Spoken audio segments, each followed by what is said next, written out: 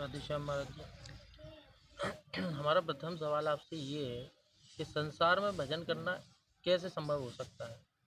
सरल एक उपाय। बहुत बढ़िया प्रश्न है कि संसार में अब जीव आत्मा यहाँ पे आया है तो कैसे भजन किया जा सकता है ठाकुर जी का। तो उसके लिए रूप गोस्वामी हमारे आचार्य हैं, तो बताते हैं कि भक्ति को 64 अंगों से भगवान का भजन किया जा सकता है, और उसमें से 5 जो हैं सबसे महत्वपूर्ण अंग होते हैं भक्ति के। तो उसमें सबसे पहला होता है श्रीमद् भागवतम का पाठ करना, दूसरा भक्तों का संग करना, तीसरा हरिनाम संकीर्तन करना, चौथा भगवान का अर्च विग्रह का सेवा करना, और पांचवा है धाम वास करना। तो बेसिकली वृंदावन में जब हम रहते हैं तो इस धाम में जहाँ ठाकुर जी ने इतना सारा लीला किया है, उस लीला की वाइब्रेशन इतना ज़्यादा रहता है कि जब जीवात्मा यहाँ पे आता है तो उसको छाया भक्ति मिलता है।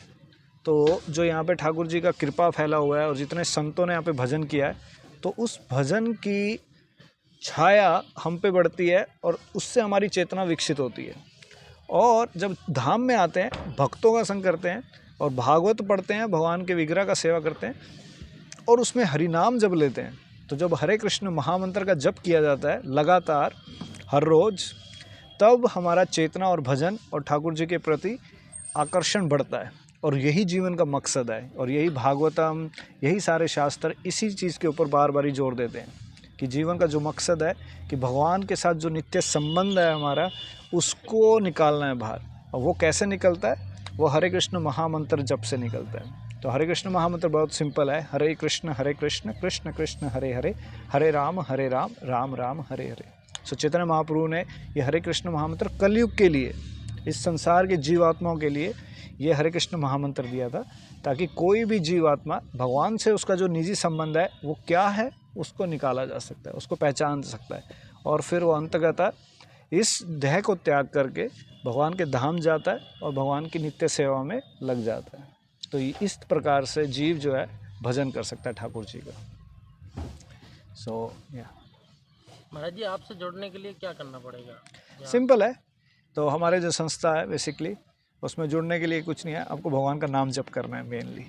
और ऐसा कुछ ऐसा नहीं है कि कोई फॉर्म निकलेगा, कोई एप्लीकेशन भरना, पंजीकरण करना पड़ेगा आपको। नॉर्मली है, जो प्रोसेस है भक्ति का, जो मार्ग है उसको आपको फॉलो करना होता है। सो ये चीज़ मेन है।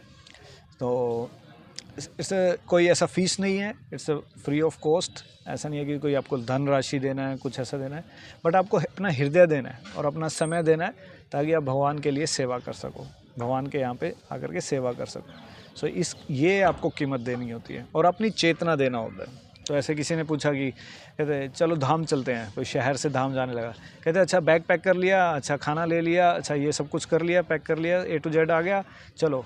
कहते अरे अपना मन भी ले लो धाम जाने के लिए। तो पता लगे मन तो जो है धाम में आ गए, बट कहीं और बैठा है, मन शहर में रह रहा है और धाम में आने के बाद शहर के बारे में चिंतन चल रहा है, तो उसका कोई फ़ायदा नहीं है। सो सिमिलरली उसी प्रकार से अगर किसी संस्था से जुड़ना है तो बेसिकली उस भक्ति का जो प्रोसेस है उसको एक्सेप्ट करना होता है, उसकी पद्धति को चलना होता है, तो ऑटोमेटिकली आप उसके पार्ट बन जाते हो ऐसे। तो शिल प्रभुपाद जी कहते थे कि हाँ, मैंने एक ऐसा घर बनाया है जिसमें पूरा विश्व रह सकता है। तो ऑल आर वेलकम, सब लोगों के लिए निमंत्रण है। आप कहाँ से हो वैसे? बेसिकली मैं कुरुक्षेत्र से था, मैं वहाँ पे पला बढ़ा था, वहीं पे मैं गुरुकुल में रहता था। फिर मैं जॉब वगैरह करता था, मैं मैकेनिकल इंजीनियर था, जर्मनी में जॉब करता था पहले, इंडिया में भी, यहाँ पे भी। तो मैंने ऐसे 4-5 साल काम किया दिल्ली में, और फिर कुछ साल पहले 7-8 साल पहले मैंने आश्रम ज्वाइन किया, और फिर मैं ठाकुर जी की कृपा से अब धाम में आ गया हूँ। यहाँ पे एक्सप्रेशन कैसे मिली आपको यहाँ आने की, ठाकुर जी से जुड़ने की? किसी को एक वो मिलती है ना, अंदर से अनुभूति होती है, चलो ठाकुर जी का भजन करेंगे चल के, वो कैसे अनुभव हुआ आपको, कहाँ से हुआ? उसमें संतों का ही कृपा रहा है, मेरा अपना इतना ज़्यादा वो नहीं रहा। हाँ, मुझे थोड़ा आकर्षण था, कुरुक्षेत्र में थे तो भगवत गीता पढ़ते थे, समझते थे, क्योंकि कृष्ण राम सब कुछ पता है, वृंदावन के बारे में थोड़ा सा पता था। जब संतों का संग मिला, संतों का संग मिलने के बाद जब यहाँ पे आए तो समझ में आया कि अच्छा जीवन का मकसद क्या है, धाम की इम्पोर्टेंस क्या है। सो मैं तो ये कहूँगा कि संतों के आशीर्वाद से ही, संतों के संबंध से ही, संतों के कृपा से ही किसी को धाम समझ में आता है, किसी उसको भगवान का नाम समझ में आता है, और उन्हीं की कृपा से ही कोई भजन कर पाता है। तो गुरुजन, वैष्णवजन, ये शिक्षा गुरु, दीक्षा गुरु, इनसे ही सब कुछ को कृपा मिलता है, और उसी की कृपा से आज हम यहाँ पे हैं।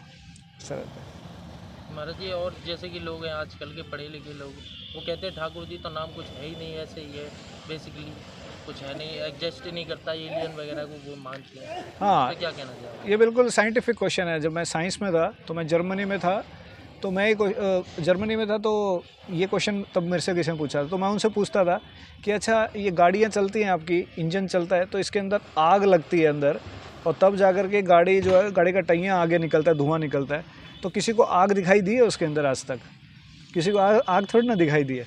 अच्छा, किसी से पूछा जाए कि आपने किसी अपने परदादा को देखा है? किसी ने परदादा को नहीं देखा होगा, परदादा के परदादा को भी नहीं देखा होगा, बट वो थे तब हम हैं ना यहाँ पे। तो अगर मैं पूछूं कि अगर वो नहीं दिखते तो आज होंगे फिर यहाँ पे? और तो छोड़ो कि कोई मेरे से पूछे कि इस उंगली के 10 सेंटीमीटर अंदर, इसके अंदर क्या चीज़ है, अब कोई बोले कि हाँ इसके अंदर दिमाग है, बट दिमाग किसी ने देखा है? बट है ना वो उसके अंदर। तो उसी प्रकार से जैसे आकाश में ध्वनियाँ रहती हैं, तरंगे रहती हैं, और आपका रेडियो FM उसको पकड़ लेता है, पकड़ने के बाद उससे आवाज़ निकलती है। उसी प्रकार से भगवान है, बट वो हमारी इस आँखों से नहीं दिखाई देगा हमें। हमें भगवान को कान से सुनना होता है। जब भगवान के बारे में हम श्रवण करते हैं तब हम भगवान को दर्शन कर सकते हैं। तो शास्त्र ये बहुत क्लियर बताता है कि इन आँखों से तो हम इस दीवार के बाहर भी नहीं देख सकते, 1 किलोमीटर के बाद भी नहीं देख सकते। तो इन आँखों से अगर हम भगवान को देखना स्टार्ट करेंगे तो नहीं देख पाए। ये बिल्कुल ऐसे है जैसे आप घर में टीवी रिमोट चलाते हो, बटन दबाया और टीवी चल गया। अब कोई देहात से आएगा तो वो कहेगा ये कैसे पॉसिबल है, ये कैसे मुमकिन है कि आपने एक बटन दबाया और टीवी चल गया? तो उसके लिए तो बड़ा अजीब सा चीज़ लगेगा। उसी प्रकार जब स्टार्टिंग में रेडियो जब आए थे, तो रेडियो में जब उससे आवाज़ निकलती थी तो कई लोग ऐसे सोचते थे गांव में कि इसमें छोटे छोटे लोग बैठे होते हैं और वो बोलते रहते हैं। बट वो जब बाद में पता लगा कि इंजीनियर्स आए, उन्होंने बताया कि नहीं नहीं, इसमें साउंड वाइब्रेशन है, इसमें स्पीकर लगा है और वो आवाज़ करता है, तो इसकी आवाज़ आती है, इसमें कोई छोटे लोग नहीं बैठे हुए।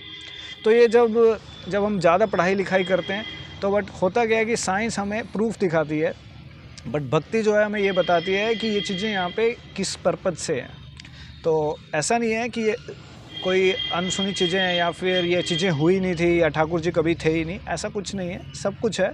और ऐसे ही थोड़ी ना कि इन जगहों का नाम ऐसे पड़ गया और ये ऐसे ही है कि कोई नदी बह रही है यहाँ पे, अच्छा ऐसे कोई पर्वत था जिसका नाम गोवर्धन हो गया, इतना कुछ क्या तुक्के से आ गया।